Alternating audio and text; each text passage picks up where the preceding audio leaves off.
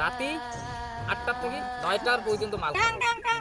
কারণ রাতে ৮টা থেকে ৯টা পর্যন্ত মাল খেলে তোর সংসারত কোনো অশান্তি হবে না, তোর সংসারত শান্তির সৃষ্টি হবে।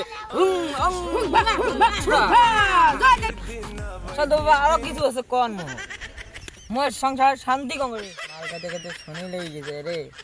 না চিংড়ি সাধু বাড়ি যান, দেখা শুনে দেখাইবি কোন কোনটা মাল খেলে ভাল। না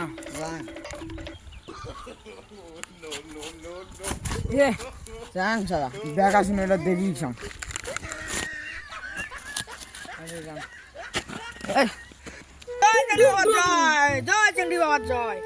অবশ্য তোর কি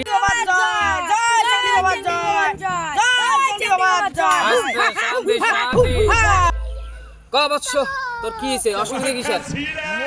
মাল খেলে ডেন্টি বাড়ি ঝাল্লা হয়। তুই এই সাধারণ প্রবলেম নিয়ে মরে যাচ্ছিস চ্যাংটি বাবার কাছে। रुको जरा প্রবলেম সলভ সবার করো। করছিস। তোর মাল খেলে কেন আল্লাহ জানিস? কারণ তুই টাইমলি মাল না খাস। क्या बोला तूने?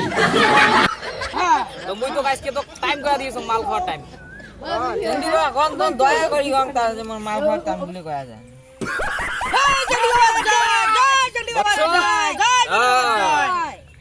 ওই আজকে দেখা শুনে দিলে সঙ্গে এই যে তোর মাল খাওয়ার টাইম হলে সকালে 4টে থেকে 6টা এই তোর সংসারত হাল্লা হবে না।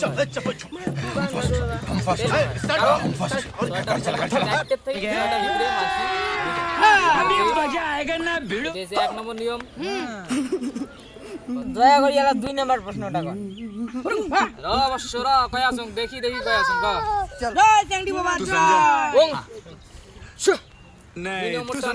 তোর समझ रहे हो রাতি समझ रहे हो आप 8টা থেকে 9টার পর্যন্ত মাল খাবে। কারণ রাতি 8টা থেকে 9টা পর্যন্ত মাল খালি তোর সংসারত কোনো অশান্তি হবে না, তোর সংসারত শান্তির সৃষ্টি হবে। সাধু বাবা আরো কিছু আছে কোন মোর সংসার শান্তি কম করে আস্তে আস্তে মুই তো সেনগুলো নিয়ম কয়া দিলুম, ওলে নিয়ম তুই যদি মাল খাস তাহলে তোর সংসারত শান্তি হবে, উন্নতি হবে। এটা হচ্ছে 1 নম্বর रुको जरा কারণ। सबर करो জানি চলা হবে बोला तो कम नहीं करने का आराम से लेने का हाँ তোকে আশীর্বাদ দিয়েছো, তোর একটা তাবিজ দিয়েছো, এই তাবিজটা তুই নিয়ে তোর বাড়ির 7 দিন রাখবো, তোর একদম সংসারত শান্তি এসে ওম হিরিম হিরিম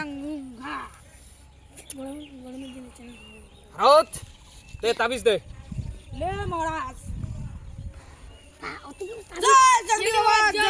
এই দে তাবিজ দিলুম, এই যে তোর সব প্রবলেম সলভ করবি। জয় বাবা চণ্ডী জয়।